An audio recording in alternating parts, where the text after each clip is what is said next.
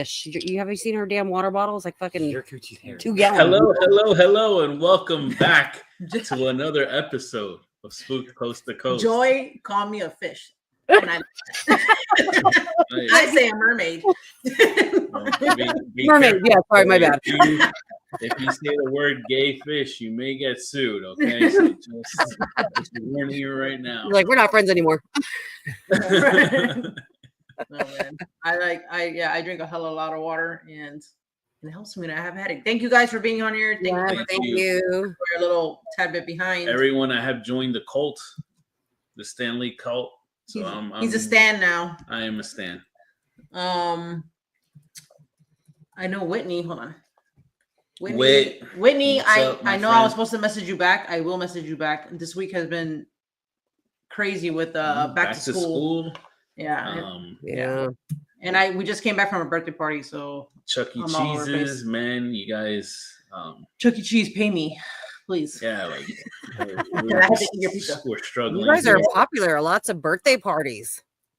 Yes. Yeah. Okay. I don't know. Like us for some reason. Yeah. I wonder why people. Because they're cool. I'm like, they like our kids. You know what it is? Our kids are super nice. I swear to God, everybody loves our kids, and we are blessed that they are fantastic. So I cannot complain. Thank God. We're the Fantastic Four. We are the Fantastic Four. No, I'm playing. All right. So we were talking to our guest backstage, and I was saying, if this side of my face looks like somebody punched it, it's because I have a headache, and then like this side of my now forehead, I feel bad. And so backstory. I was fine last night. I talked to Joy on a live. Joy went investigating. It's his fault. No. I like that because I practice, right? So I like when people hit me up when they're in their locations investigating, because I get to practice my intuitive skills and say what I pick up, what do I see. I do it like that with watching like ghost shows also. Like it happens to work out. So I was talking to Joy, and I was fine then. We came back home. I think I was fine. But like throughout the night, I guess when I went to sleep, I woke up, and I don't know. Then I was just like, damn, I have a headache. Well, sometimes I get headaches during full moons. It was a full moon last night also, so it could be that. Yeah. But then this morning when I woke up, I was like, I'm gonna take a shower, and then I take off my crystals when I take a shower because I don't wet these. My labradorite, which is like my baby, because it was my first labradorite bracelet. It's gonna get better. It's gonna get worse. Fucking snap. See? It snapped. It broke all over my bathroom counter, and I was like, is this the cause of my headache? So now I feel worse. Thanks, Jeff. I don't think, because I didn't pick up anything bad from your spot or whatever. Yeah. But she said, you guys, it was really early in the morning. Yeah, my highlight, if you guys have seen me and my bracelets. And his broke, and I didn't know that. My white highlight bracelet. Yeah, it was weird. So the bracelet, these are typically like a clear cable or whatever. It was all brown, which is weird. I don't shower with these or wash my hands with them or whatever. Oh, thank you, Shannon. Aw. It's weird. I have a headache as well, but it's because of Chuck E. Cheese. It's not because of yeah. Chucky hasn't entered in my life when I got my headache. I think if you're a Yankee fan, it wouldn't have broke. And look at Mono's like, shut the hell up. He likes the Yankees.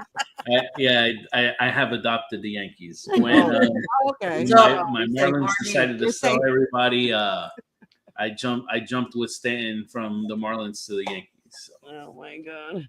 I'm telling you. Oh, you're off the wall? Good luck, girl. Off the Wall is another birthday place here. Yeah. It's a trampoline place. What's up, Perry? Shannon? They're dangerous. Well, I'm sorry you have a headache. I feel really bad now.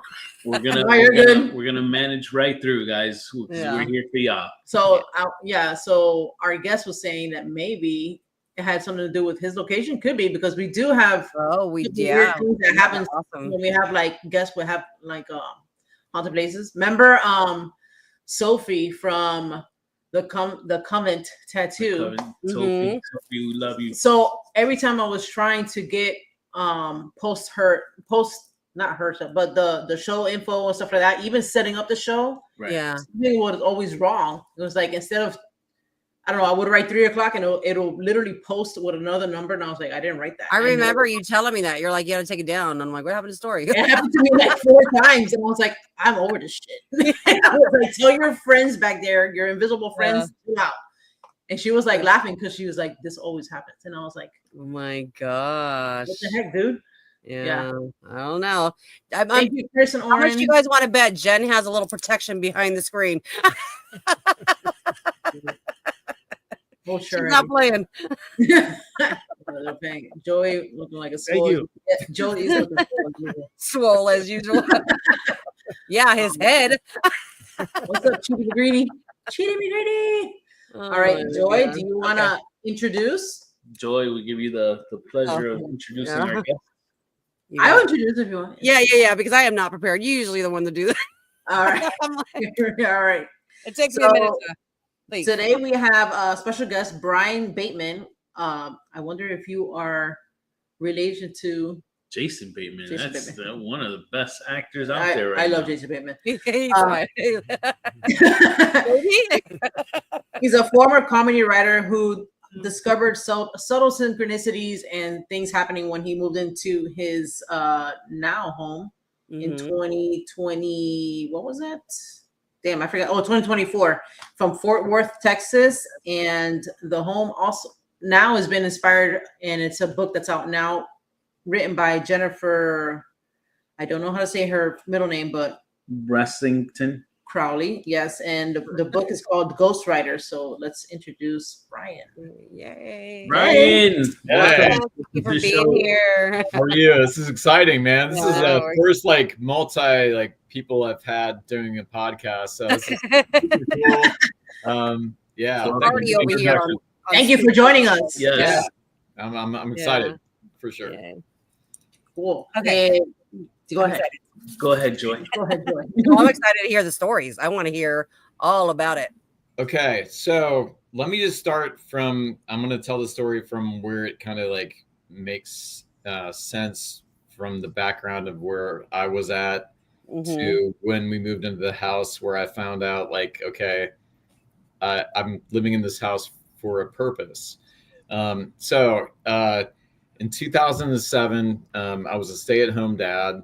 My wife's career kind of took off. My career didn't really do anything. So we, I was working full time to pay childcare basically. Yeah. So, I was like, all right, fine. I'll just stay home. I'll raise the kids. It was great, but when you come from working full time with the, adults, and then you got to be a stay-at-home dad with these little kids, it's like you miss that kind of interaction with adults, not that I'm because I'm a kid at heart, so I love playing with the kids and doing all that stuff, but it's just you use something for yourself.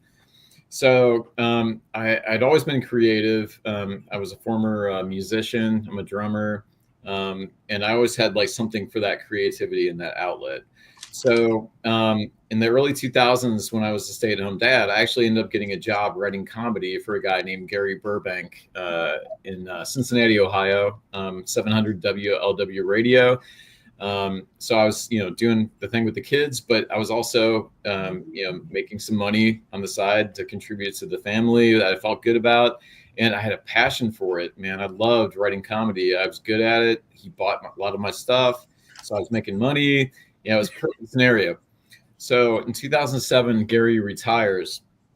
So I was really super bummed because my whole creative outlet was just gone. I had nothing to express that creativity anymore. So that year I got a 4-leaf clover tattoo on my wrist. I don't know why I got a 4-leaf clover tattoo. I just thought it was a symbol of luck. And I think I needed luck for a new job that year, to find another writing job that would work for my life and make some money and have some, fun, whatever. But also as a reminder that this is a symbol that, I'm lucky to be where I'm at in life, because a lot of people aren't being, given the opportunity to be a stay-at-home dad, what a great opportunity, to be able to raise my kids. Cause I know there's a lot of, parents working full time, then the kids go to childcare. And so, I wasn't trying to have a pity party for myself. You know, I was like, all right, things could be a lot worse, but I did miss that outlet, that creative outlet, right? Ripped from me. So anyway, fast forward to 2024 when we bought this house. When my wife first showed me this house, like when I walked in the door, I was instantly drawn to this house. I told my wife almost immediately, I can live here. I can see myself living here. I felt comfortable here. I felt like it was just my house. I like, yeah, this is great. This is amazing. Let's get this, you know. And it was between this house and another house in the neighborhood.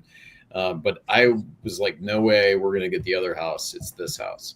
I don't know why I felt so strongly about this house, but I felt super strong about this house. So once I started getting into the home, the first thing that we knew, like something was a little weird, was when my dog wouldn't sleep in our bedroom. You know, people talk about animal behavior and cats and dogs picking up on certain things. I always heard that, but I never had experienced that until we lived into this house. So like my dog, he's a 10-year-old dachshund. He always slept on the floor in his bed, and all of our other houses, no problem. This house, for some reason, he'd always go to the front of the house into what we call like the den or the TV room now, every night. So we got sick of him like walking around all night and going to the front. So we closed the door on him. But when we closed the door on him, he'd scratch frantically to get out of the bedroom and then go back to the den every night. And so that was like, we were like, okay. So I actually found the son of a couple people who passed away here on Facebook, because he actually ended up giving us the original chandelier to the house. He ended up coming to the house and telling us about when he grew up here and stuff. And it was awesome. Nice. Yeah. Nice. It was great. And then he gives us the original chandelier that the house, you know, had since 1911. I love it. Yeah, that's cool. I restored it. We got it rewired. It's hanging in the original spot. It's working perfectly. You should see the picture of it when I had before they renovated the house, because it was like black. It was covered in smoke, and it was just it was so in such bad condition. So when the renovators, they were gonna, I think, throw it away. But the son of the people who passed away here, I'll tell you why. Anyway, there's a connection with him still to this house with Walt. I'll tell you about that in a little bit. But you know, he was like, no, don't throw that away. I'll take it. And he didn't know what to do with it, but he stuck it in his garage. He ends up giving it to us. We restore it and we put it back up. Oh, so, nice. That was cool. that was a really cool. it was an amazing thing to be able to have in this house. But so anyway, so once we move in, you know, the dog behavior was definitely an initial thing. So I asked him, I said, I was like, is this house haunted? Well, by the way, my wife was like, my wife said, you don't even know this guy. I'm like, I don't care. I don't know this guy, because our dog is acting like he's never acted in his life. He's going to the front of the house. There's something weird here. So I want to know if he knows of anything weird here. So he was gracious enough to not be think I was a crazy guy. And he said, I don't know if the house is haunted. So he lived here from probably the early 60s to about the early 80s. Okay. He said, I don't know if the house is haunted, but I do know that my parents were dog lovers, and they both passed away in the family room. That's where my dog would go every night, into the family room. Where the parents passed away in the family room. So it's almost like he was going to see them. Not that he was scared of our room. Yeah. He wanted to go to them. And that kind of I was like, wow. So, and we've had a lot of activity in that room Harold, so I told you about I'm a former comedy writer. I got the 4-leaf clover tattoo in 2007. Well, so I started doing some serious investigating in the house, as far as not paranormal, but history investigations of who lived here. And I found out that Harold was a former writer for the Fall River News in Massachusetts, which is home of Lizzie Borden, which he actually saw Lizzie Borden walking down the street being taunted by the kids doing the Lizzie Borden took an axe and gave her mother 40 wax chant. I have the article to prove that he actually witnessed that. And he was a writer for the New York Times. He was a writer for the Denver Post, the San Francisco Chronicle, and the Fort Worth Star-Telegram here in Fort Worth, Texas.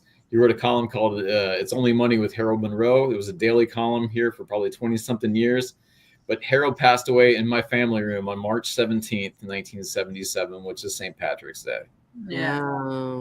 Ah. Wow. Nice. And you guys were both writers. Yes.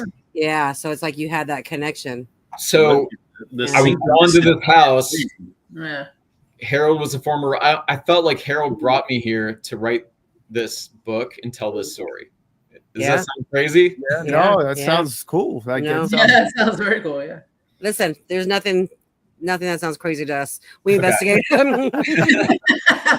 True. and like that's the reason why it called you. The house was calling you, like you felt like it was yours from the Comfortable, beginning. yeah. It was because you said there was between that one and another one. And I didn't understand it at the Mhm. beginning of why I was so drawn to this house because I Yeah. found out Yeah. about the Harold stuff after that, right? Yeah. Now, I think we did realize that somebody had passed away here. Now that I'm thinking back before, because like I think we were like looking up the address and we did come across Harold's wife, Martha, who had passed away here. Well, Mhm. Martha passed away here also in my family room from what the son told me. So Harold passed away March 17th, 1977 in the family room, and his wife Martha passed away October 31st, 2009 in the family room. Wow. October 31st is Halloween, yeah. Halloween. March Question. 17th is St. Patrick's Day. And I also have another death the day after Christmas in the house that I'll tell you about in a Was little it bit. was it in the family room? No. It was in my bedroom, I think. That family room is lit. Something wrong there. I know. I'm like, I don't know about that family room. Yeah. We'll stay okay. small. So once I moved in and I found that out about Harold, I felt this strong, like crazy, obsessive connection. So I start researching the house and I joined newspapers.com. I joined ancestry.com. You know, even though it costs money, I'm like, I got to do it. I got to find out. Right. So I would research 6, 7, 8 hours every day, all day. Like, I mean, even on vacation, I was researching. I would send stuff to my kids when I'd find stuff. My daughter, I got her involved in the research. She'd send stuff to me that she found. She actually found the death of 𝗿𝗏𝗃𝗀𝐾 in our bedroom. Like, I didn't even catch that. She found it. So, like, I love talking to people like you because I think the more eyes on things, the Yeah. better. Yeah. You know, as long as you're serious investigators and you're not just out to sensationalize everything. Because I found a lot of these groups sometimes want to sensationalize everything and they want to talk about everything as a demon. And everything. Oh no. Yeah. And Yeah, that's how I feel. Yeah. what we've experienced in this house is anything but a demon.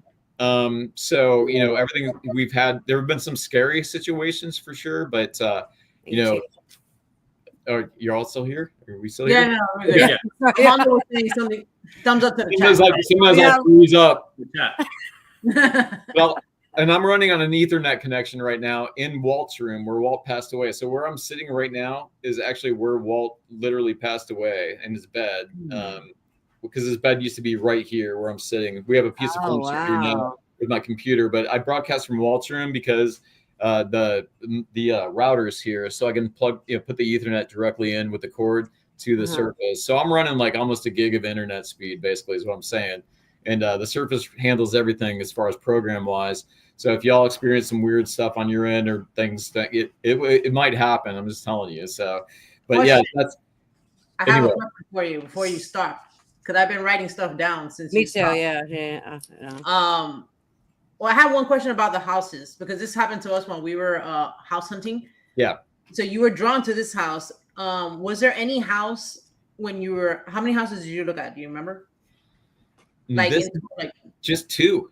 Only 2? Oh, Yeah, wow. on the same neighborhood, the other one. Yep. But then he was like, no, it has to be. You're this like that one. It was like 2 streets over from this house, and it was between that house and this house. And I didn't even like I didn't want to hurt my wife's feelings by saying like 'cause she really liked the other house too and saw the potential, but I was like, you know, I kind of like on this one I was going to get my way no matter what. Yeah. That's mine. And and I'm sorry to take the reins here, but did you feel like, I know you said this is the one, but you felt like a purpose, like it gave you a purpose to be there? Yeah. No. So this is the one, like I felt like this is my home. And then once I started researching and I found out about Harold, then I'm like, okay, this is why I'm here. And then I got to find out more about what's going on in this house. And then that's when I found out about what happened on our street.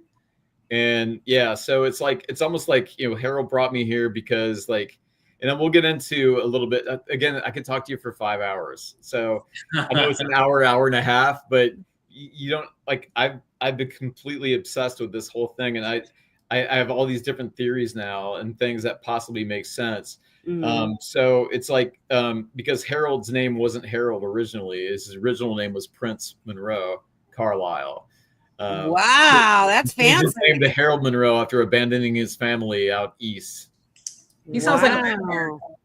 Sounds like European, like royalty. But he was a religious man, though. Oh Okay. wow! So Did he come from like a rural background? Right? Yeah, that's a no. That was He just was born in Massachusetts. He was like one of 19 kids. I think he was like the 17th out of 19. His name was Prince Monroe Carlisle, and he was born in 1905 in Massachusetts. His first writing job was for the Fall River News when he was like 18. That's when he would see Lizzie Borden walking down the street getting taunted by kids. And the reason I know that is I have an obituary from a coworker of his at the Fort Worth Star-Telegram who was telling memories of how he knew Harold and stories Harold would tell him. And Harold would always tell him about the Lizzie Borden thing. And he'd always tell him about his front page story in the New York Times when he told the world that DuPont invented nylon, apparently. And apparently DuPont wasn't too happy with him breaking that story. After he broke that story, that's when he disappeared for 3 years. wow. Yeah. Yep. So anyway, I don't even know where. So like, do you see why my mind gets so like pulled in all these different? No, Listen, it's either the ADHD. I have it. All. my fault. What happened is, I don't think you mentioned that before. So do you see like, do you guys see shadow people in your? No. So far, we have not seen like a shadow person. We have not been scratched. We have not been poked. We have not been anything like terrifying. Now we post orb videos, or I post orb videos that people will like go crazy on. And I know in the paranormal world, it's like dust, bug, orb. Yeah. So, but you know, I'm not a paranormal investigator. So if I see something cool I ended up putting cameras in my rooms because like I was trying to figure out like and try to see if something was going on in these rooms, right? Yeah. So I have 2 Wise cams. I have one in my family room and one here in Walt's room. And I've caught some pretty interesting pulses of light that have gone by. And because I know dust, I know bugs, because I've seen enough of this footage to kind of decipher a little bit of, you know, between the difference of what is, you know, so, but anyway, I'll throw those up there. And if y'all, you know, take a look at them, you can debate them all you want. I'm not saying they're paranormal. I'm just putting them up there because I don't know what they are. So, you know, if it looks interesting to me, like I said, I'll put it up there. And there's some definite ones that are like, you're like, wow, that's a little different than the typical, you know, Orbs are hard. I think they are. Yeah, they're very hard. I believe. Again, I don't want to get into that whole, you know, I'll just throw it out there. I throw a few up there. Yeah, I it out. You know what I mean? I would too. And then, it is neat though that you are still getting these interactions and just to further prove what you're saying, it's obviously not demonic. It's not anything evil. It's you have you know the folks that had spent a lot of time in this home, you know, and this was their place that they felt safe and where they were day to day. Of course, it's normal for them to still want to be there. So I would say that you're getting these orbs and things like that, and your dog wants to be with them. That's more positive, like confirmation that there's folks here, but it's not of ill intent. And the orbs thing, before we pass that subject, a majority of times it just seems like they get a bad rep because a lot of people don't really understand how to explain what an orb is, or it is difficult to kind of differentiate between a bug and an orb for the most part. So that's why the easier route for folks to do is just to say that orbs don't exist. For the most part. So it's again, it's, but you know, so if you go to my like TikTok channel, if y'all have looked at it, you'll probably have seen some of those videos I've posted.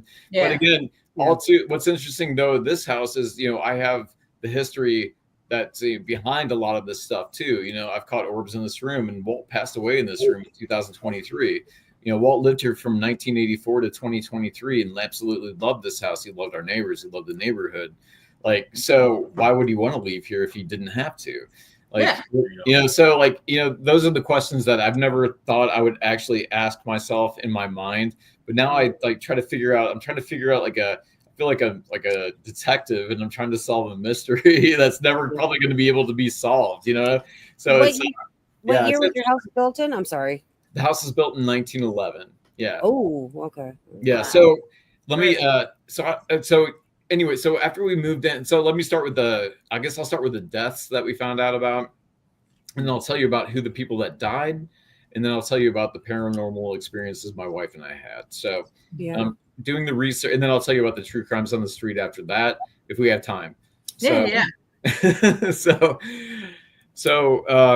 the people that passed away here. So as I'm obsessive compulsive about finding out everything I can about this home, I find out that 5 people total have passed away in this home from 1914 to 2023. The first death in 1914, we think, based on our research, took place either in our bedroom or our bathroom, which used to be a bedroom. His name was 𝗟𝗏𝗃𝗃. 𝗟𝗏𝗃𝗃 actually was a former Civil War soldier for the Union Army.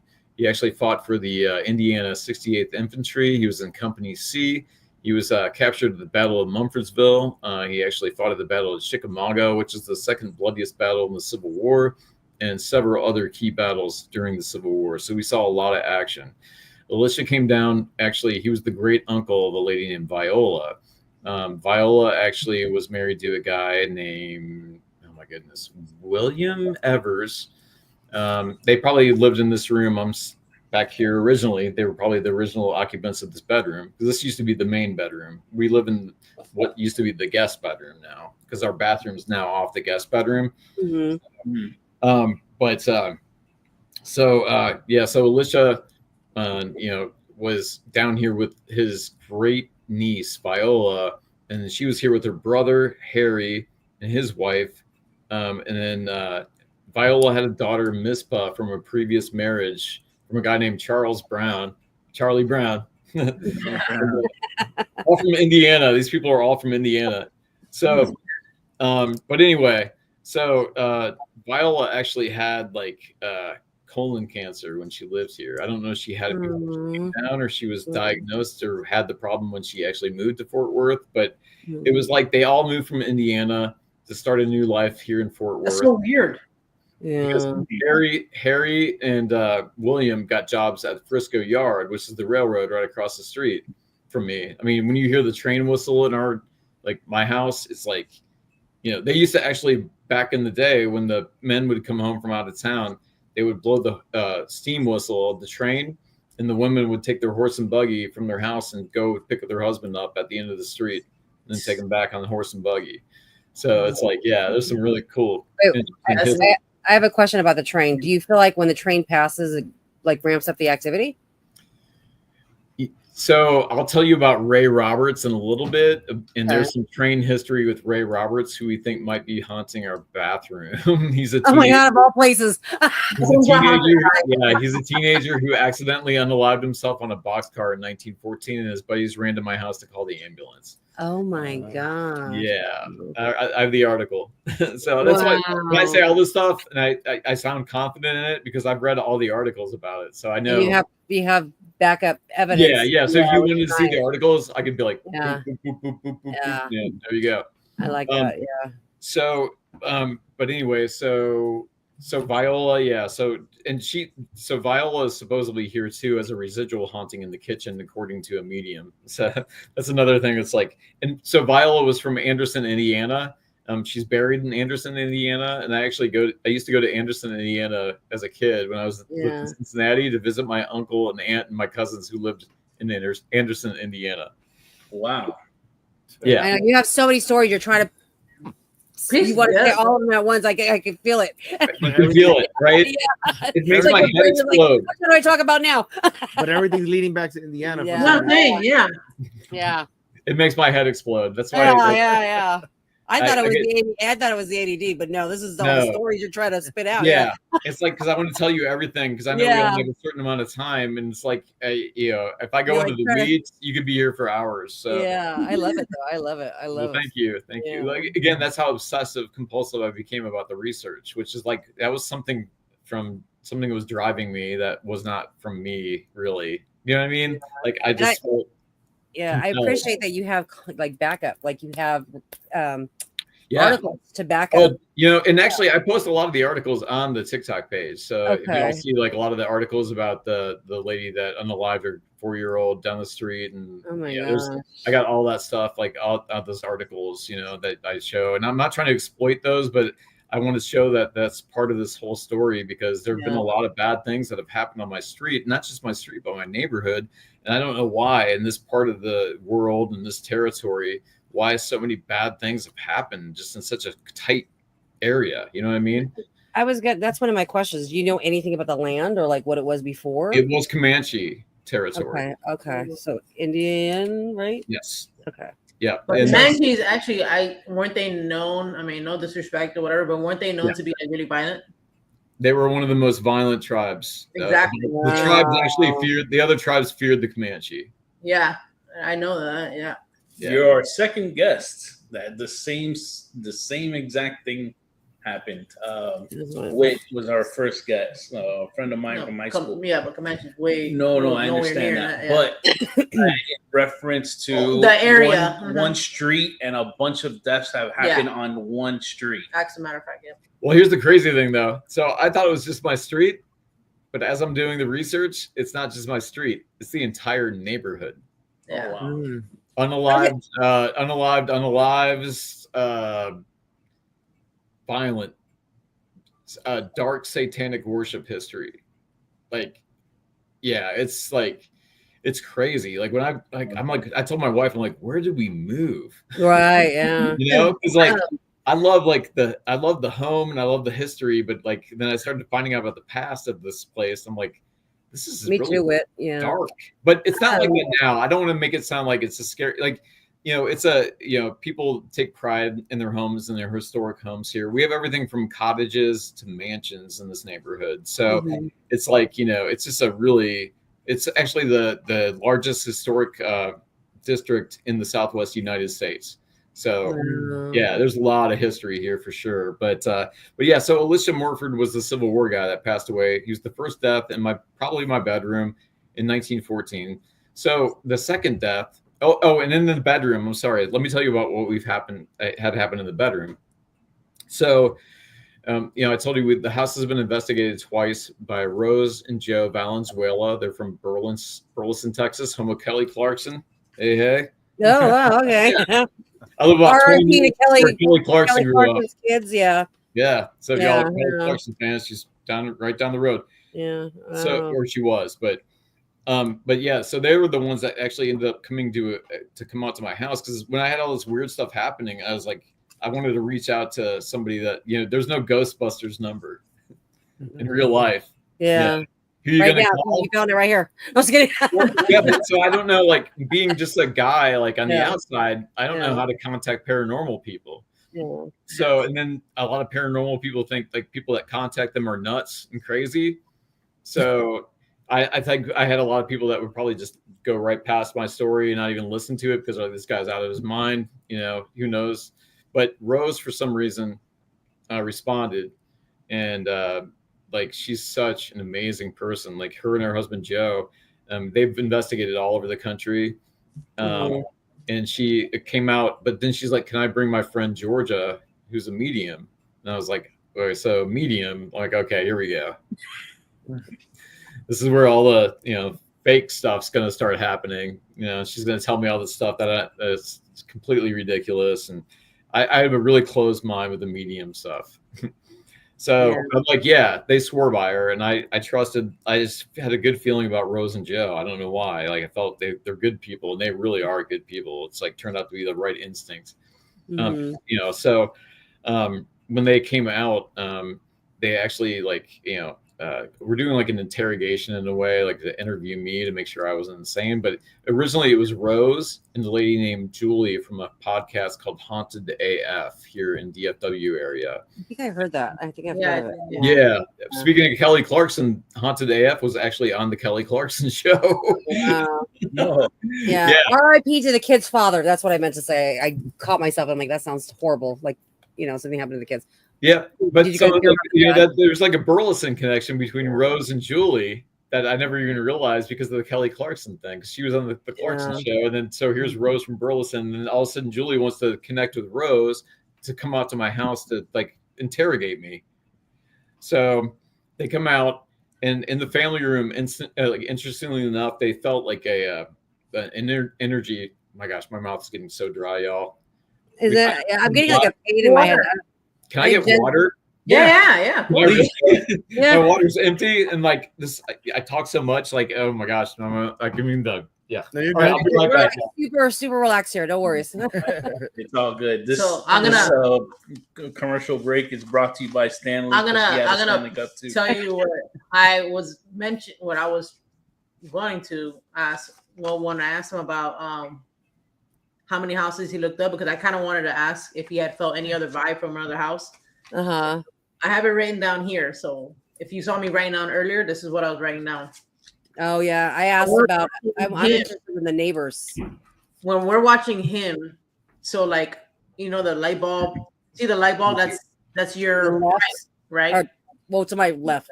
That would be his left, but our right. All right. So to me, I had wrote down there's a man standing there. I even wrote it here. So then when you mentioned that was the guy's room when he died, I told Armando I'd go read what I wrote here because I had been wrote that.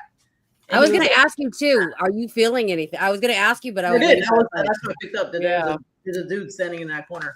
I don't know. Like, I'm not as sensitive, I don't think, as a lot of people, but I'm trying to open my mind to be more sensitive, if that makes sense. Like I still don't sometimes believe all this. That makes sense? I mean, it's good to be. I'm a skeptic, even though I investigate. Yeah, it takes a lot for me to be like, really? Yeah, wow. Like, this can't be real, right? This can't Jen, I can tell you though, she's pretty good.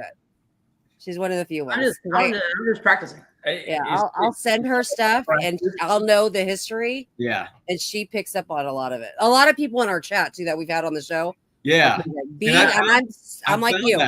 I've done TikTok live ghost tours, and I've had people that are sensitive on the other side actually talk to me and tell me about things that have, like. So I found out that the guy in the bathroom might be Ray Roberts, the guy that the teenager that accidentally shot or unalived himself on a boxcar when his friends came to my house to call the ambulance. In the first investigation, Rose actually caught somebody saying Roberts on the little voice thing where it says names. Oh, the spirit box is like a radio, like a like one of those. And he always does she also uses puts it on airplane mode, and then she's got an app. She was using an app. The internet and stuff. So she's they've done a lot of investigations, so they know what they're doing. Right. And she told me the energy in this house in Georgia as well. Rose said it reminds her of the energy at the Hill House in Texas. Okay, yeah, that's my. And then also the Washoe Club in Nevada. Want to go there too? Yep.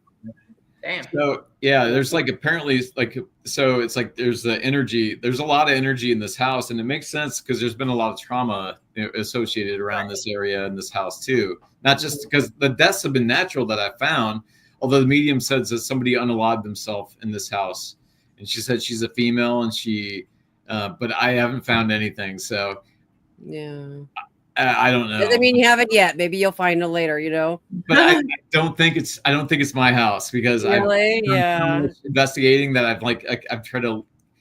So but could have been on the land. A 16-year-old girl passed away next door in 1911 of typhoid fever. Yeah, could have been on your land. Yes, right. Yeah, true. Yeah. I have a question. Do you have pictures, or is there pictures of these people? I have pictures of. I'm trying to find a picture of Alicia Morford, the Civil War guy that passed away, and 𝗿𝗶𝗀𝗀𝗃. I haven't even talked about her next. She's the daughter of the Republic of Texas who passed away, also probably in our bedroom, who's a Confederate. whose father actually his fighting force that he co-founded fought Alicia Morford's unit at the Battle of 𝗟𝗂𝗃𝗀𝗃. Wow. Does that comprehend? It's a very kind of weird connection. So Anna's dad, Thomas's Terry's Texas Rangers, or what they were called. Terry's Texas Rangers actually after the Republic of Texas, and then Texas was a republic, they basically had no job anymore of fighting. So Colonel Terry and Thomas Lubbock offered Terry's Texas Rangers up to Jefferson Davis to fight during the Civil War for the Confederates. Mm-hmm. Yeah. So, and then I found out during research that Terry's Texas Rangers fought the 68th Indiana at the Battle of 𝗟𝗂𝗃𝗀𝗃, and at least one battle. So I think there were a couple of other battles they fought. So her dad, she passed away in the same room of a Union soldier. Do you understand what I'm saying? Like, yeah. Okay. Oh, like, man. I was like, well, I'm trying to find a picture of Alicia and Anna that I can put next to each other. Yeah. Can you imagine? And that your family room, that's another room. Well, so I have a picture of Harold, I have a picture of Martha, I have a picture of Walt. But as far as I do have a picture of a lady named Dorothy Shreves, who actually lived here in the early 20s until she got married in the early 30s. And but she was actually a female pilot that usually fly the airplane. There's when you start learning about all the people who lived here, it's not always paranormal and scary, but sometimes wow, she was a pilot in the late 20s, early 30s. Yeah. A woman. So it was Amelia Earhart stuff, right? Yeah. So I'm so cool, that you find out all this information. So yeah. But so I haven't even really talked about the stuff that we've experienced paranormal wise yet. I'm really curious to see if Jen, it matches what she sees as the same one of the people that you have a picture of. That's why I asked you. I can tell you that guy, the male energy that was in my right of whatever that light bulb is there in the back. I just saw it as a shadow. So that's why I asked you, do you by any chance see shadow figures? I just saw a silhouette, but I know it's a dude. It's definitely Well, again, it would either be probably Walt, who passed away here in February 3rd, 2023, or maybe even Sam, who unalived himself in the backyard next door in 2017, who was good friends with Walt. Oh, wow. Oh, wow. So, yeah, I mean. Oh, wow. And you talked about the headache. She had a headache, and I got a pain in my fucking temple. So that's where Sam did that. Yes. Oh. 2017. And I met Sam's wife. I talked to Sam's wife. I've met her. I haven't really pushed on a lot of personal things yet, but I'm trying to just because she doesn't even come over to this part of the neighborhood anymore. She lives with a friend now, a couple streets over. She's a older lady now, but she moved in, I think, in 1988 or something like that. So she actually knew Martha. She didn't know Walt she didn't know not Walt, Harold, because Harold passed away in 1977. But she knew Martha. So she was telling me about Martha and how Martha loved Halloween. And because Halloween in our neighborhood is a huge thing, right? Yeah, and then Martha passed away on Halloween in 2009. Yeah. I love that. And supposedly Martha's in our kitchen. We call her the kitchen witch. I've seen that on your TikTok, I love your way your kitchen, by the way. Yeah. You love the what? I like the colors of your kitchen. Oh, thank you. Thank you so much. Yeah. Your house is beautiful. So anyway, so paranormal stuff wise, after we moved in, we found out about the people that passed away, whatever, we had some things happen. So in our bedroom, we actually had some curtains pulled back, like somebody was peeking out the window. So when my wife was in the backyard one day, she was looking at the window coming from the backyard, and it was open, like somebody was peering out. So that was definitely, and that's one of the things when we came in, you talk about debunking and all that stuff, right? We didn't have the AC on that day because it was spring. There was no air outside. It wasn't windy. The doors to the bathroom were closed, so no pets could get, so when I tell you this stuff, know that I've already gone through all the things to try to find out the logical explanation for it. Because a lot of times there's a logical explanation for it. Yeah. So, yeah. And it's not always paranormal, but when we can't find that logical explanation, I'll tell you about it because I think it's kind of maybe important.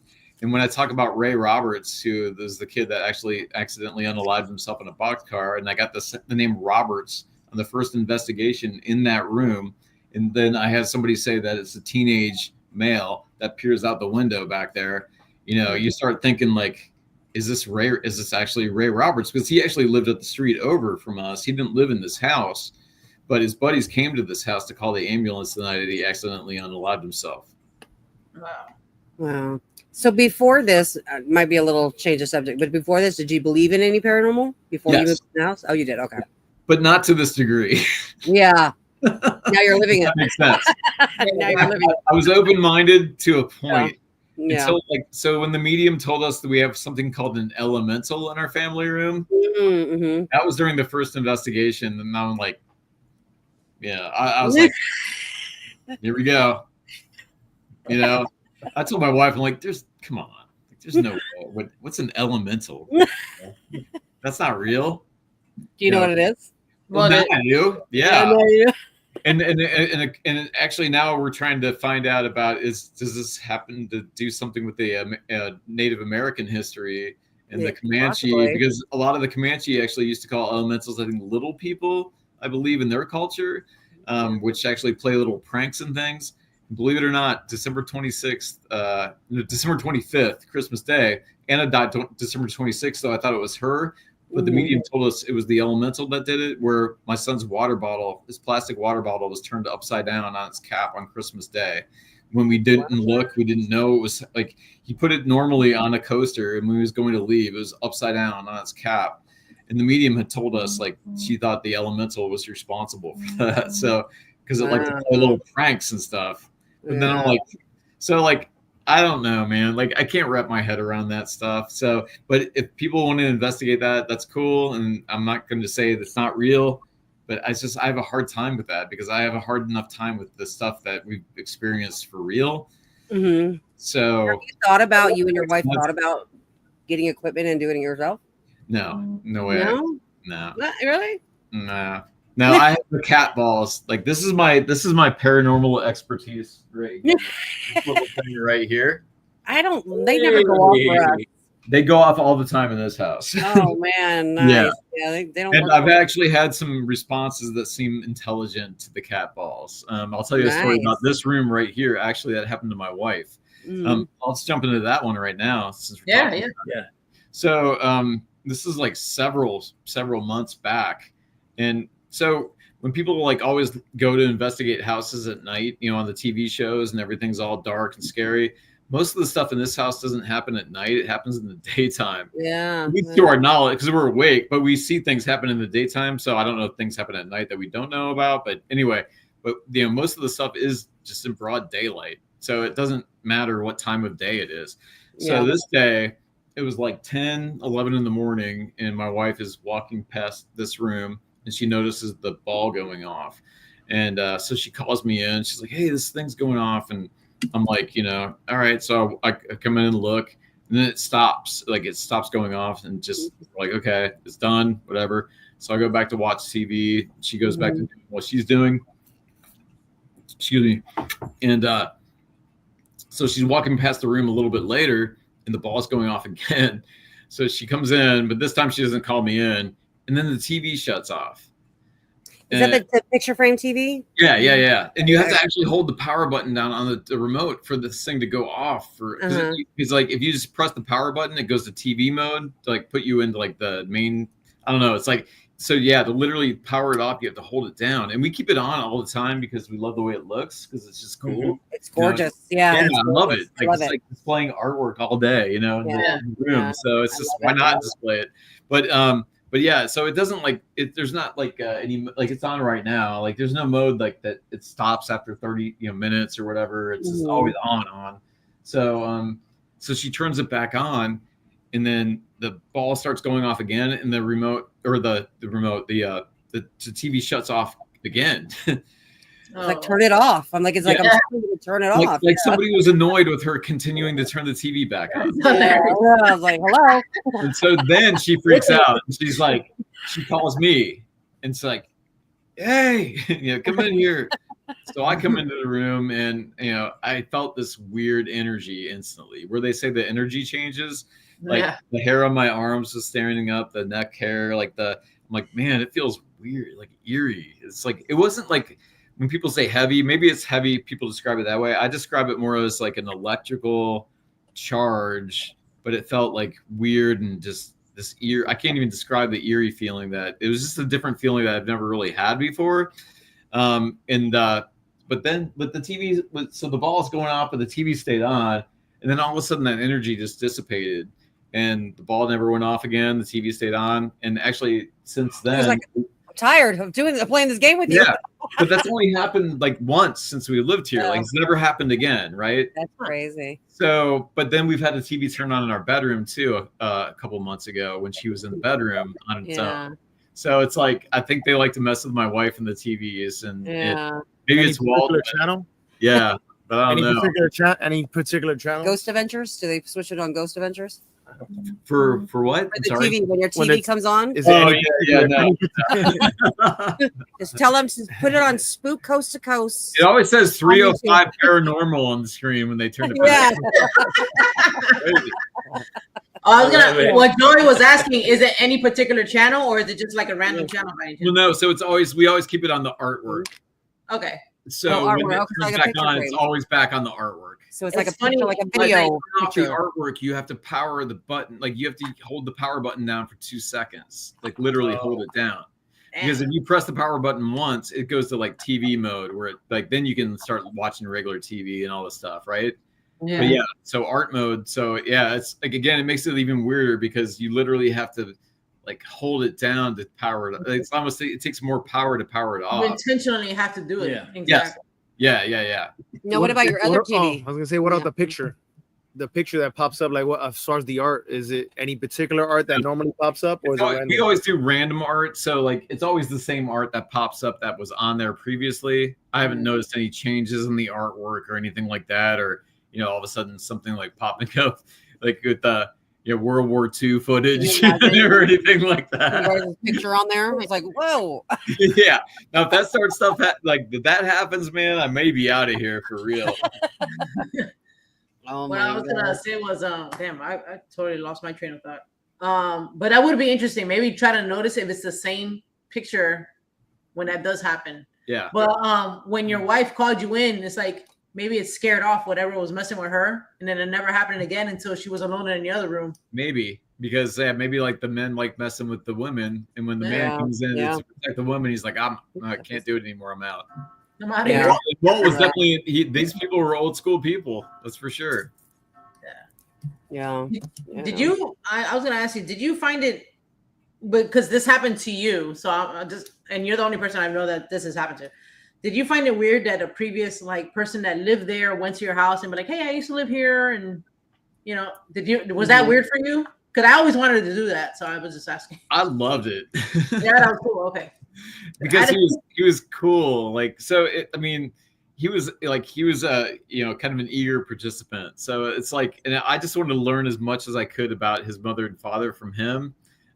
So because at that time, it wasn't necessarily that even because he came kind of early on before we started experiencing a lot of this weird stuff. So I actually established kind of a relationship before the paranormal stuff started. And then so I felt a little more comfortable of contacting him about saying, why does my dog go to your TV, to the front of the house every night in this house? Did you ever, so that's when he told me that his mom and dad were dog lovers. They had a bunch of dogs, and it might have been a positive thing, the dog going out to see them if they were still here, because they did both pass away in the family room. That's a family room. It's crazy. 2 people. Yeah. Yeah. Yep. And then, the kitchen, we've had a dog bowl wobble on its own. We've been told that there are several animal spirits here. One of a German Shepherd. I felt the presence of a dog actually pushing on its side of my bed twice since I've lived here. Like it's trying to get me up to feed it. Mm-hmm. I think that actually was my dachshund though, because I've had my first dog animal experience too. So I didn't. You don't think about it. No. An animal spirit, yeah. So I want to believe it was her. So oh my gosh, I think Yeah. it was my dog Toby, my dachshund. Yeah, Yeah, it's like it's an awesome it was so feeling. real, and I woke my wife up to tell her about Yeah. it. She tells me when stuff happens to her. Like we know the stuff's real, so like we don't when we say stuff to each other now, it's not like you're that's just like okay, I believe because I'm not gonna lie to her. But yeah, like one night I went to the kitchen to turn the porch light on, going to bed. And my dog, I told you my dog will only sleep in my bed now. He won't sleep on my floor. And my other dog, Molly's in her cage.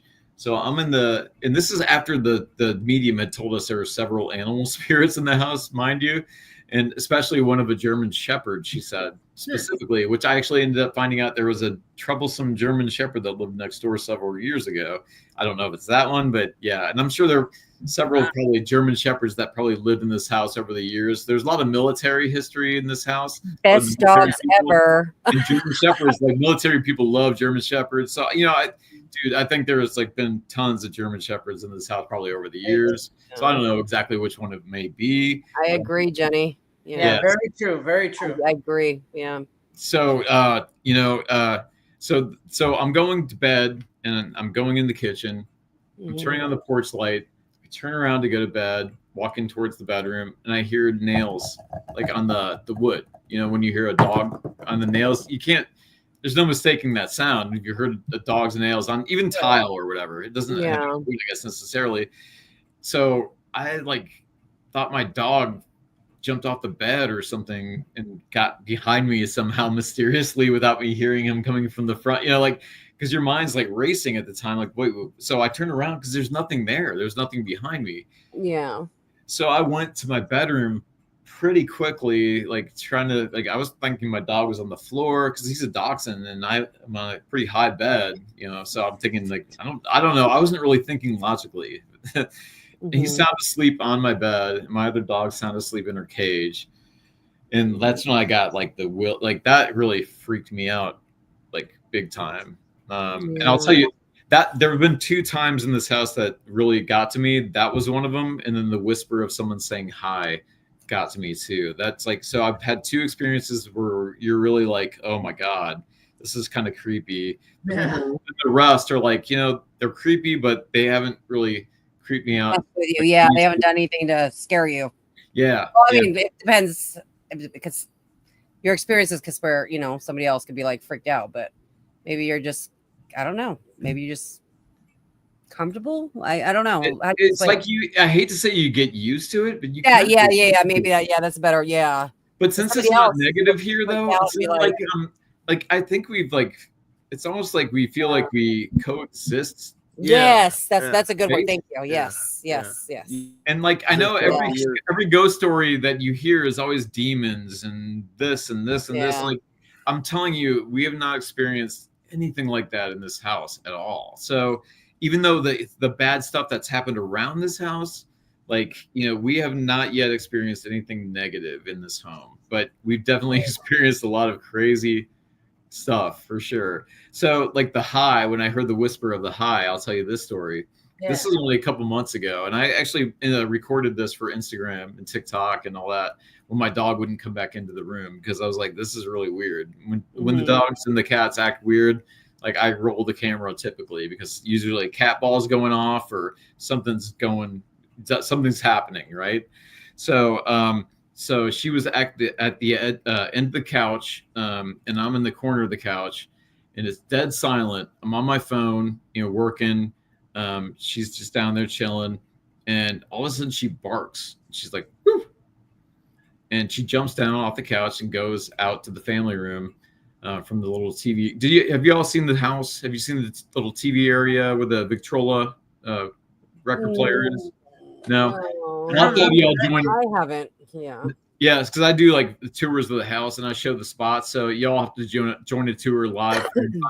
You guys can co-host and stuff, and I can show you exactly the spots and everything. That'd be cool. Yeah. I was going to ask you, have you ever done that? Yeah, I do. Actually, they're really. They seem people really like them, but then they end up telling me hey, who's your decorator?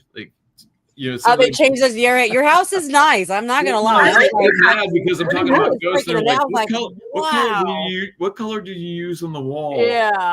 Like, my wife does all this stuff, man. I It's don't know. gorgeous, Telling yeah. a ghost story here. Your wife did a beautiful job. Yeah, it's very Thank you. nice. Yeah. We try to take it back to what it would have looked like originally, but make Wow. it comfortable where people could come today and be comfortable, sit down, and not feel like they can't sit on anything. You know what I mean? Just Yeah. ignore those questions and just continue. Yeah. Notice. So anyway, so she jumps down and she won't come back in the room. And this is the family room again, where the 2 deaths occurred. So I'm calling her in. I'm like, Molly, you know, come on, Molly, come on. And she won't go in the room. Like, this has only happened once since I've lived here. And so, you know, I'm like, all right, this is kind of weird. So a couple hours later that day or whatever, she ended up going back into the room. So she's back in her spot. I'm back in my spot. I'm working on my phone. She's sleeping. And we both hear somebody whisper, hi. Ooh. Hi. Like, literally, like, hi. It was loud. It was clear. She looked. I looked at the exact same spot. Thank God she looked, because if she wouldn't have looked and I looked, then I'm like, yeah, all right. Yeah, my hearing voices.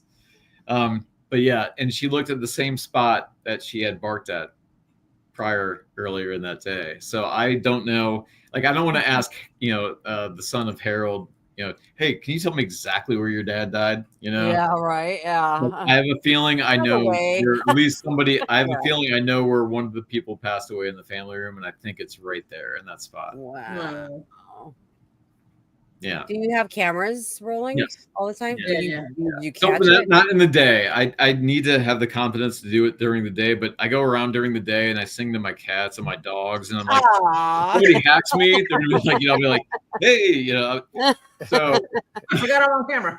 yeah. Then they'll think I really am crazy, and they won't, you know. But no. So I try, but no, for privacy for my wife and us walking around the house in the daytime. So at night, every night, I try to remember to turn them on. But you know, I said I don't have patience, so I don't go through all the stuff every day. But that's when I do have the patience, I'll go through it and I'll look. And if I find anything interesting, I'll throw it up there, because I've had the camera catch a lot of cat ball activity at like 3 or 4 in the morning. Only do it once a week, you know, or once every few weeks or a month, or, you know, so it's like, you know, it's definitely, you know, it's caught some interesting things, I think, for sure, over the course of the 1.5 years that we lived here. But I don't post everything again, because I don't have the patience. I don't. Yeah. Well, we have cameras all over our house, and we also feel like we live with something.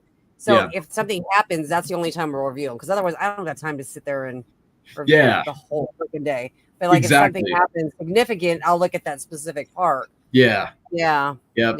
That's why, like, it's like I respect people that research like seriously, and they take the time to research and do the when they analyze the evidence or whatever. And they literally put headphones on and listen for like hours to static. It's horrible. Just to possibly get somebody saying hi. Yeah, that's so boring. Yeah, but it's then when you hear crazy something like Mondo said at his 59 minutes, somebody said I sing to animals too, so you're not alone in that crazy. Shannon needs the video of you singing to your cat, so I'm waiting for it. No, you don't want to see that. Oh gosh, that's funny. So yeah, the dog bowl. Did I tell you about the dog bowl wobbling in the kitchen? Yeah, I heard that on your. Oh, you did? Okay, I did hear all the TikTok. Okay, so that one, which, you know, leads back to are there animal spirits here too, right? Yeah, I believe it. I believe it. Yeah. And then the curtains, and then let's see.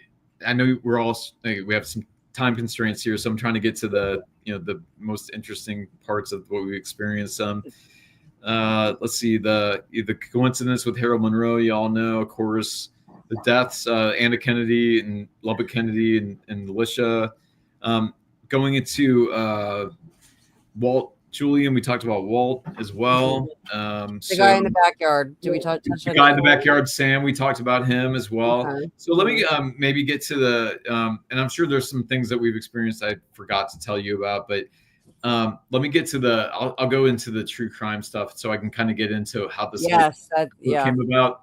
So Brian, I'm sorry to interrupt you. What I do want to say is I don't want you to feel like rushed or anything like that. Like the chat room, they seem to like you. We, the four of us, we like you. We're definitely gonna bring you back for another episode too. Okay. So whatever you didn't get a cross from this episode, we'll definitely bring you back and we'll do that and finish up. Okay, cool. That makes me like relax. If you're willing, I mean, hopefully. No. I tell my wife, like, I'll tell this story to, like, you know, she actually, when we have people come into the house now, she's like, oh God. You know? I love like, it. You know the history of this house, you know, like, and I'll be like, so I got to stop myself. I just get so passionate about I story. I love that. Yeah. Yeah. And I do have a question about your neighbors. Do you talk to any of your neighbors? Yes. I've interviewed a lot of neighbors. A lot of the neighbors actually have paranormal experiences in their homes as well. No, so it's not just so the reason, like the way I met Julie, who was the wife of Sam, who unalived himself in the backyard, was from a ghost group of this neighborhood that I found. Because I didn't know, like, I wanted to tell people in the neighborhood, like, have you guys had weird things happen in your house? And, you know, so I found this group that was already there. So I kind of like, you know, kind of started telling my story to them. And then it kind of like, it seemed like it was kind of inactive, but it kind of revitalized that group as well. So there's so many people here who've had experiences that they won't say anything about it because they don't want to be scrutinized and they don't want to, you know, but there are some people that aren't afraid to tell. So yeah, there were like several homes. Like oh my gosh, the history of some of the other houses. You know what it reminds me of? Poltergeist. What is that Poltergeist movie where the whole block? Yeah. And you have like a real life Poltergeist street. And the book's been compared to Poltergeist. Actually, that's funny you say that. Yeah, that's really cool that you say that. So you know, as I'm investigating the house and the history, trying to find out who lived here, and there's so many people I could tell you about who lived here, and babies being born here, and marriages, and wow, it's crazy. But but as I'm doing that, unfortunately, I've started discovering some negative things as well. That's when I found out about Ray Roberts, the 15-year-old, accidentally unalived himself in a boxcar where his friends ran to my house to call the ambulance in 1914. That's when I found out about a huge explosion and fire that happened on my street a couple houses down in 1923 that destroyed and damaged several houses with the fire. That's when I found out about next door on the other side of me in 1911, a girl named Irene Lauterbach passed away of typhoid fever at the age of 16. 2 doors down from me, actually, this is where it starts getting really bad. And so here's my language that I need to watch. So in 1998, 2 doors down from me, there was a kid. I say kid, he was 18, so he's an adult, I guess, technically. But he lived with his father and his grandmother at his grandmother's house. And apparently grandma kicked him out, and he didn't take too kindly to that. And he unalived her with his bare hands in the upstairs. I think. Oh my gosh! Bedroom. His grandma? Excuse me. His grandma. He unalived his grandma. Yeah. Oh my God! Wow. He was 18. Yeah. Oh geez. With his bare hands, like, yeah, it was pretty gruesome from what I read. And all I know about these stories are from what I've read in the paper. So I've honestly not, I've not researched these cases. I've not done, because I don't deep dived. I don't do deep dives in those because I don't know. Like I don't want to do a deep dive. I know. I get it. Yeah. It was 2 doors down for me, right? Yeah. Maybe if it was like 200 miles from me, I'd do a deep dive. Further away. So and then the police, when they investigated the case, actually found satanic symbols in his bedroom, sigils, stuff like that. Now, was this inspired by Satanism? I don't know. Or was it a kid back in the late 90s who liked Motley Crue? Yeah. God. Right? Yeah. Because I love Iron Maiden, I love Motley Crue. I'm not a Satanist. I would, you know what I mean? So I don't know. I don't know Yeah. if that was like a scapegoat for him too, to say like, you know, oh, it was Satan, you know. Yeah. Do you feel like the spirits that are in your house that are the activity are from the spirits are from your house, or do you think Yes. it's like the whole neighborhood, like they're just coming? The only and one I going feel door to door? the only one I feel like maybe that wouldn't be from my house would be Ray Roberts, and then also Okay. George, who apparently is from the 1850s, because I Okay. don't know if he would be connected to the chair in the dining room that's Right, from right. the 1830s, Uh-huh. or he was here before this house was even built. He was part of Wow. the land, like as a settler, Uh-huh. because again, you know, the settlers came here, and the Comanche would attack the settlers and Yeah. kidnap the Wow. women, they would kill the people. Like there was like, it was a lot of violence right in this area, you know, where I live. Mhm. So like, I don't know. That's the cool thing about the paranormal is like, to me, it's not necessarily the knocking on the door or the window. It's the finding out like the history of why this stuff could be happening. And when you find Yeah. out the history, to me, it's like, that's the exciting part to me. Like, Yeah. It's kind of give you answers in a way, right? You know, like not validation. I don't know what the right word is. It was kind of like you're putting two and two together. I'm trying to figure out why there's so much tragedy in this neighborhood. Yeah, yeah. And it's like when you find the answer, like you read the article, you're kind of like coming up with theories.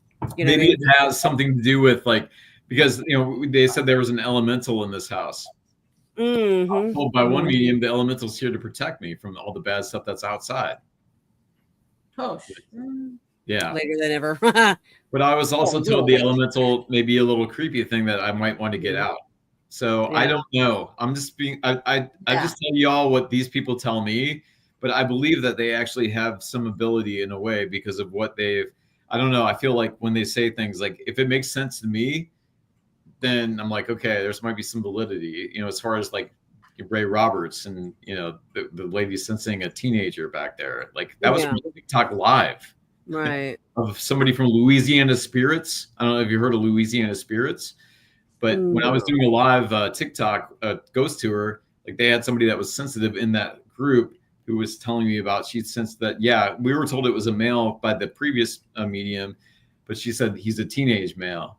And then when I also went back to look at the original footage from the first investigation in our house in October, and Rose came across the name Roberts on her whatever the voice thingy is, then I'm like, okay, could that possibly be Ray Roberts, the teenage boy who passed away at the boxcar when and his buddies came to the house to call the ambulance? Yeah, I think I'm not going to speak for all psychics or like even but investigators. It's like we get information where we have to piece it together.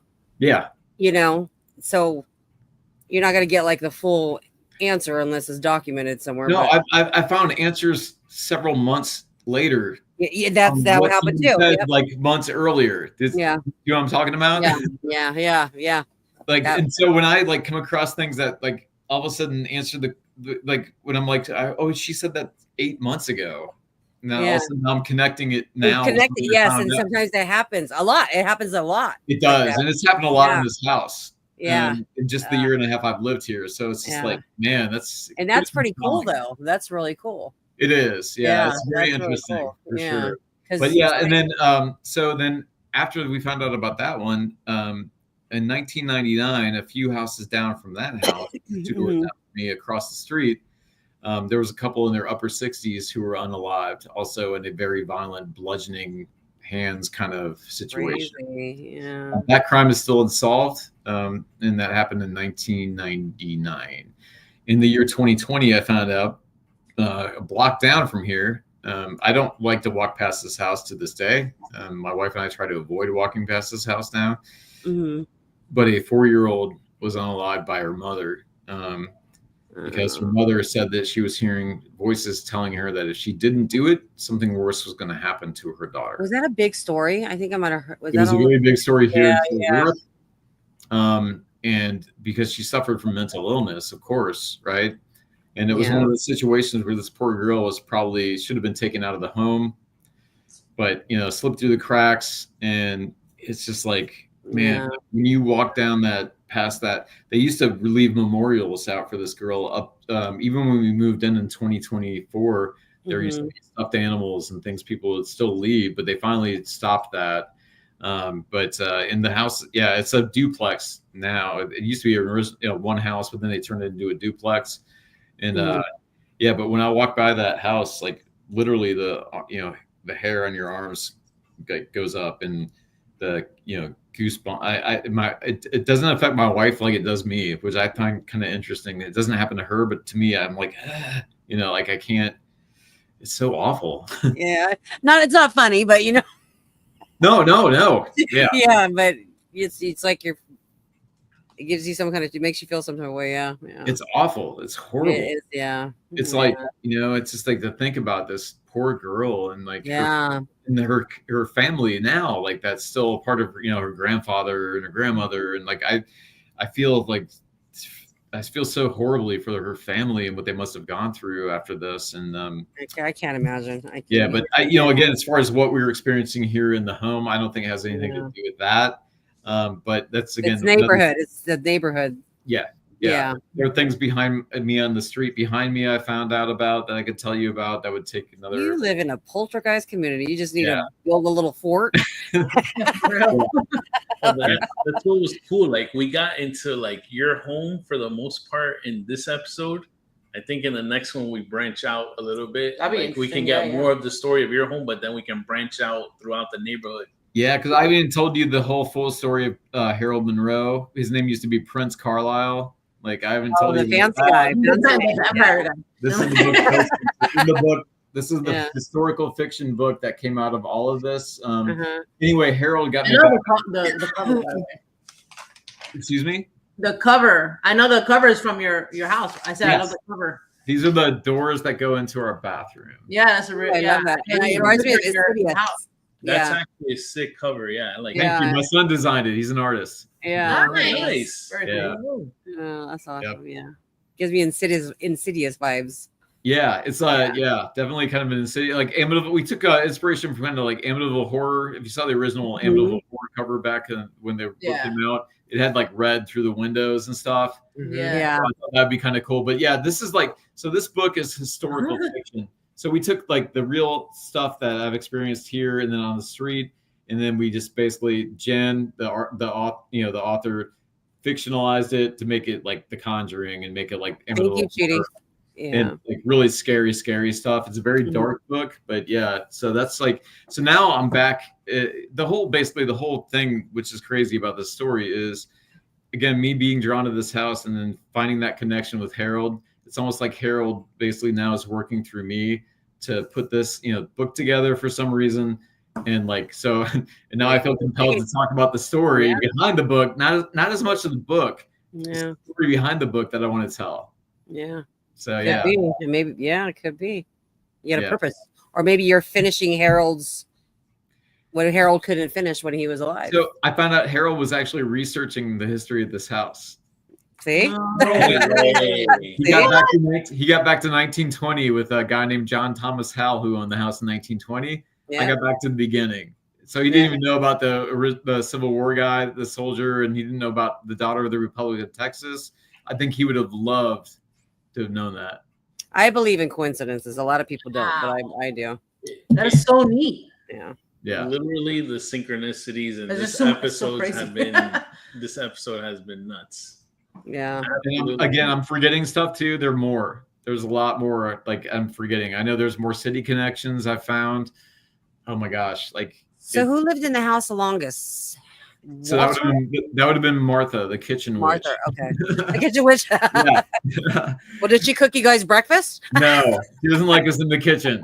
So that's why we called her the kitchen. I'll tell you really quick the kitchen witch story, and then I know y'all. How long has it been? Like an hour or 2 hours? Hour 18. Yeah. Okay, so I'll finish you off with the kitchen witch story, and then we're gonna bring you back. So don't worry. Yeah, and then I'll come back sometime, and we'll just continue to discuss this whole thing. But and actually, we have Rose and Joe coming back with Georgia. I think hopefully this month, if not September for sure.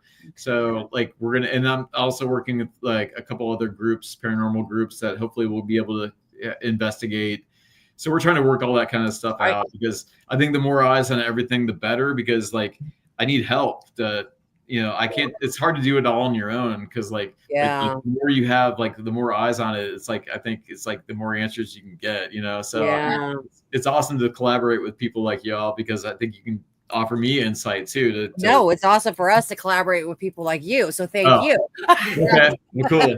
So anyway, the kitchen witch story. So Martha died in the house, October 31st, 2009, in the family room. She lived here the longest out of anybody that lived in the house. She lived Okay. here from 1957 until 2009. So she, if anyone we think that would want, like that would own the kitchen, it would be Martha. Look It's at her. her. So No knives were thrown at you, right? the what knives? Yeah, Knives. yeah. And then the one night, I felt 3 scratches on my back, which is the mark of the Father, the Son, and the Holy Ghost. And yeah, no, none of that stuff. Okay. I was like, well, really? No. I'm talking about the ghost shows. I'm talking about the ghost shows. So, but no, so the medium had told us though that there is an older woman I sense in this kitchen who does not like you here when she's doing her thing or whatever. Like it's her space. It's not that she doesn't like you.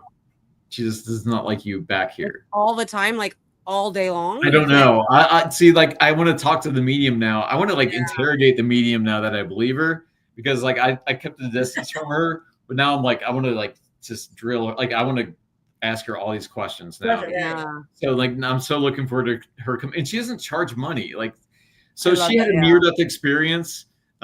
She actually and after her near-death experience, she came like and started. I don't know if you've heard about that stuff before. Yeah. That's how. Yeah. She's actually a psychiatric nurse too, as that's her profession. Wow. But she comes here. I like that. Yeah. Comes here out of the goodness of her heart to try to like help us figure out what's here. Mhm. Like if she charged me, I wouldn't never like pay somebody to come here. You know what I mean? Yeah. Like, why would I like, you know? So like, but that to me like makes her more credible and Rose and Joe more credible because they're not like, you know, okay, well, we're going to charge you $100 to investigate and whatever. Yeah. So, No. Yeah. yeah. So it's really nice. You're like that it's not that serious. I've connected with good people though. You know, like it seems like, and everyone I've connected with so far, it's like, it's almost like you're a part of this story, in a way, if that makes sense. Yeah. You know what I mean? Like, Yeah. it's like I've meant to talk to you for a reason. And I don't know, like, and down the road, it's going to be like we're going to connect somehow again. But anyway, I feel like everybody that's brought into this is a part of it. And it's weird. But so the kitchen witch. So here I go rambling with my ADHD. Oh, no. Okay. So They're used to it. For me. So the second investigation, this was the last one that we had. Georgia, my wife, and Rose are back in our bathroom, and Joe is in our kitchen, and he's got his REM pod and his little thing that is a strip where if you walk over it, it stops where your motion is. Mhm. I'm sure you know what I'm talking about. Yeah. The tripwire. Yeah, it's like a tripwire, and I tested it. Like I walked over it, and it would stop where my motion was. Like so, I'm like, oh, that's pretty cool. So, so as they're back in the bathroom or in the bedroom, the little 𝗷𝗶𝗀𝗘 thing or whatever says the witch is here. Oh my gosh. And we didn't, unfortunately. Like I'm like, Rose, did you capture that? Like, did you have that? She didn't like save it or whatever. Of course, right? I'm like, oh. But my wife will tell you, like, Georgia would tell you, Rose would tell you, it said the witch is here. As it said the witch is here, the stuff in the kitchen, the REM pods going Like, and I know what you call me. Yes, thank you. But it wasn't in a bad way. It was like yeah, it's like, I know what you call me. It was that, like, so we felt like it was funny. Yeah, like, oh my God. She's like, yeah, the witch is here, and this is what I can do. And here I am. And I know you call me that, but it's all good. It's all because we do it out of love, not out of disrespect. Yeah, you're doing it to be funny. Like, because we feel like she was, I don't know if her personality was like she seems to me like the kind of woman that would be like, if you were her friend, you'd be her friend for life. But if you were like on her bad side, it might not be a good thing. Oh, yeah. You know what I'm talking about?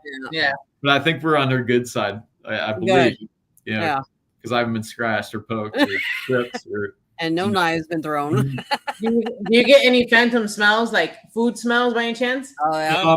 So, okay, I will talk about the smoke smell in this house, but I don't think it's paranormal necessarily because people smoked in this house from 1911 to 2023 and chain smoked and chain smoked and chain smoked. So as far as the smoke we smell every now and then, it's cigarette. But I will say there have been a couple occasions where the cigarette smell has been stronger than normal. I don't know if that's I don't know if that's paranormal or if that's just part of maybe a certain condition in the wood that released a little more smoke that day. Yeah, maybe if it's humid or something like that. Yes, yeah. So, but yeah, there have been a few examples, and you do smell the smoke in this house every now and then. Like it's weird, like because and that's hard because if people smoked in the house, but then yeah, that's a hard one. Yeah. Yeah, and I know Walt and Martha, Martha's son, told me that Walt and also Harold, I'm sure, smoked, but Walt and Martha would sit in this sofa where I have a piece of furniture now against the wall in the family room where I think Martha passed away. Actually, I think she passed away on the sofa where that used to be. But I don't know for sure. I'd have to ask her son. I'm not going to ask her son where his mother passed away. So,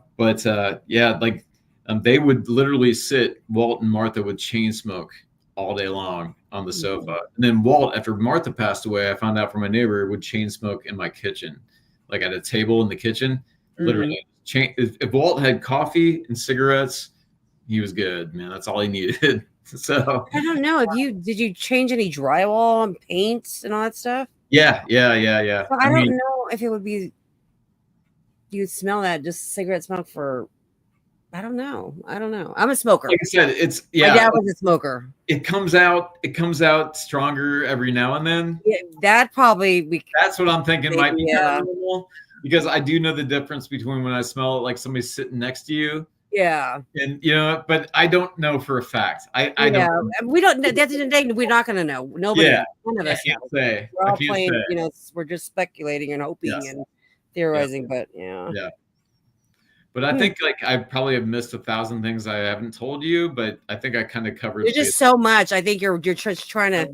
Yeah, I get it. No, I love it though. Yeah, I wrote in my notes where we're gonna start off with Prince. Yeah. Oh, nice, Mondo. Yeah. So that's a great story. My little notes, my little tiny. As I'm watching your TikTok, I'm like, I need paper. Yeah, I think the Prince Carlisle story alone is an interesting one. For sure. Yeah. No, we definitely have more things to talk about when you come back. So what I'll do, I have Joy reach out to you, talk to you, and then schedule it back. Same now, like in the next month or so, whatever. Whenever, whenever y'all want to, you mean to come, or we could also do I think we could do like a virtual ghost tour as well because I'd love. Oh, we can do that. I would love that. Live together, because I've done that with Louisiana Spirits. Would you mind? So we do sometimes. We'll like for us, they won't do it in their house, but we'll take equipment. And we'll kind of ask questions. Would you mind if I had equipment going? No, that's actually, I would love that. Like yeah. Oh, they do it too. Yeah, sorry.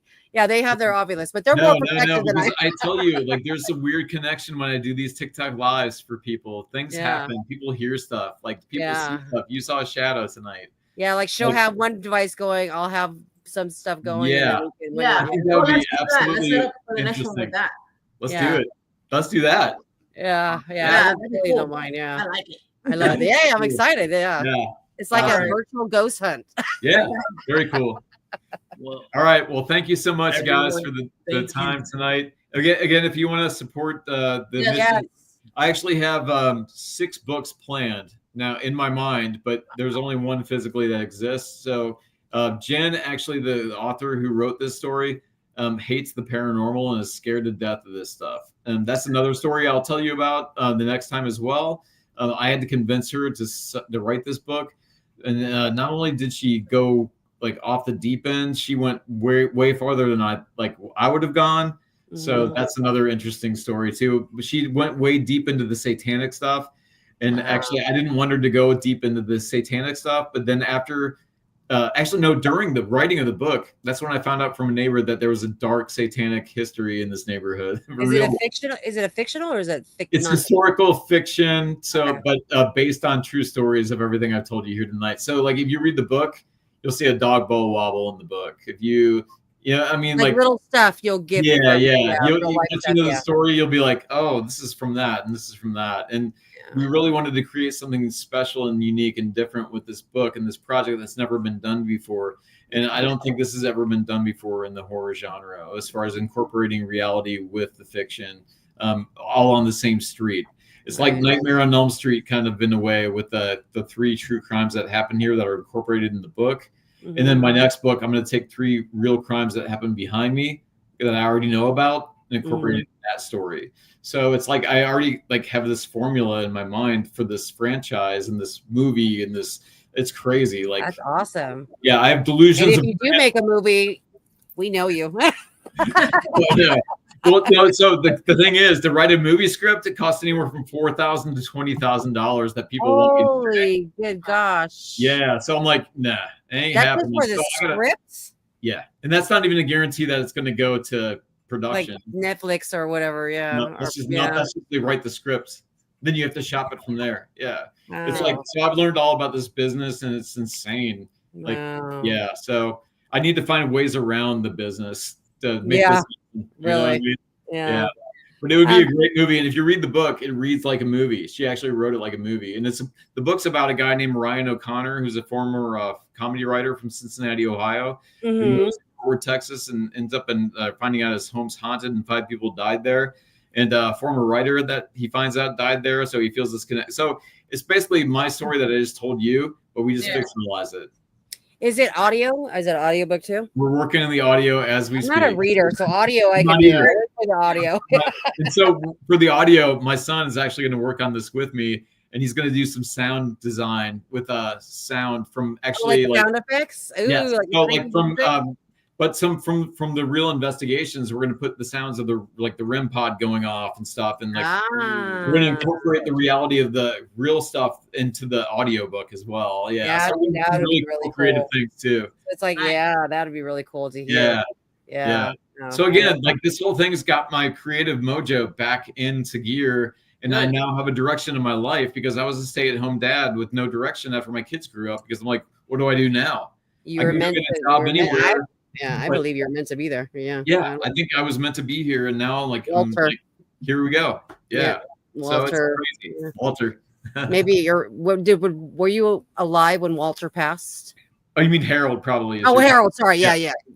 So yeah, I didn't I was thinking reincarnation as well, but no, because Harold. Okay. 1977. I was born in 1971, so I'd have been 6. Okay. Well, but there's definitely a connection somehow, and I'm trying to find out what it is exactly. Maybe you guys are cousins or something.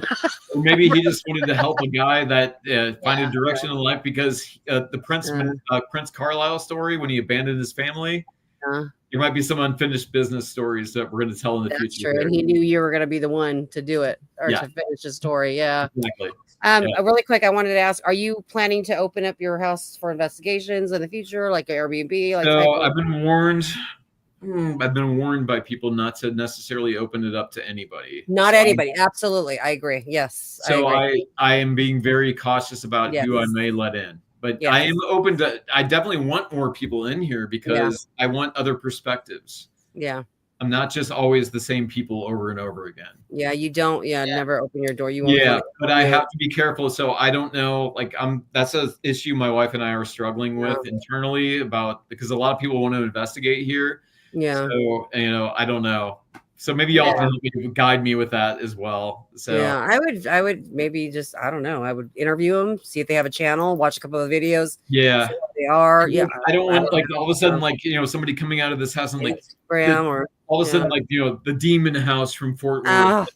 Yeah. That happens, my wife will divorce me. God. We don't want that. No, I don't want that either. So anyway. But thank you all for letting me have the opportunity to talk to you. You want to say where they can find you? Yeah. Your socials. My at Ghostwriterhouse, I think it is, on all and Instagram and TikTok. My son changed all that stuff, so I think that's what it is. And then for the book, it's Amazon.com. That's Ghostwriter by Jennifer Brasington-Crowley. The paperback is $15. We made the Audible. We'll make the Audible $3.17, but the Kindle edition is $3.17 in honor of Harold because he passed away on March 17th. Oh, And then also we released the book on March 17th in honor of Harold Monroe for inspiring this whole project. Because part of this whole goal is to get this house to be designated as a historical place in Texas. And it's going to be called the Kennedy Monroe House in honor of Anna Lubbock Kennedy for the Texas, Lubbock history, and then Harold Monroe's contribute, his Fort Worth history here locally. So. Nice. Yeah, that's the ultimate goal, is to get this designated as a historical place in the state of Texas. Yeah, Nice. Awesome. Wow. The link for the book has also been posted In the on chat. Okay, cool. Yeah, everything's Thank in you. there. Thank you so much. everybody. And the chat room as well, man. Brian felt Super the love. excited for you guys. Yeah. We're happy that you guys thought he was cool, like we thought he was cool. So thanks to you guys, you helped bring Brian back for a second episode. So yeah, thank you. Thank you, plan- everybody who watched. I appreciate you all for sure. Joy and Joey, any Future upcoming stuff? things that you have going on? We did one yesterday. I'm done for a while, man. I'm tired. All right, Last and then night was it. Yeah.